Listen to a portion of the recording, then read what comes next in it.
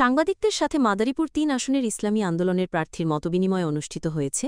আমাদের মাদারীপুর প্রতিনিধি রকিবুজ্জামানের পাঠানোর তথ্যচিত্রে বিস্তারিত জানাচ্ছেন মাসুদুল হক।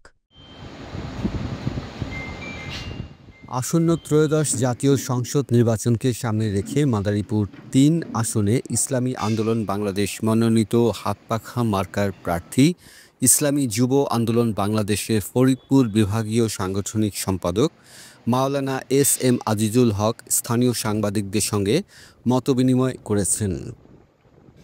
বৃহস্পতিবার ২১শে আগস্ট সকালে ইসলামী আন্দোলন বাংলাদেশ কালকিনি শাখা কার্যালয়ে এই মতবিনিময় সভা অনুষ্ঠিত হয়।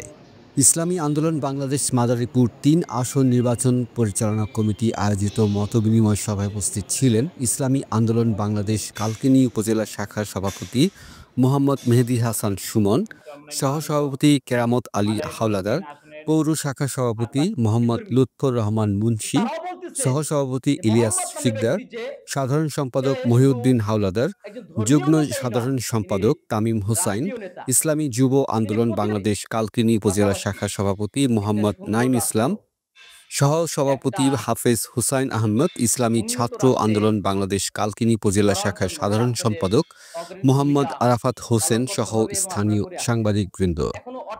মাসুদুল হক, কালচক্র 24। সুষ্ঠু পরিবেশ যে ইসলাম দেশ মানবতার পক্ষে যারাই কাজ করবে, যারাই শুধু ইসলামী সংগঠনই নয়, ইসলামী সংগঠনের বাইরে যদি যে থাকে তারাও যদি এই ৩টা শর্তে মেনে নেয়, আমরা এদেরকে নিয়েই কি আমরা নির্বাচন করব এবং রাষ্ট্রকে ইনশাআল্লাহ গড়ব।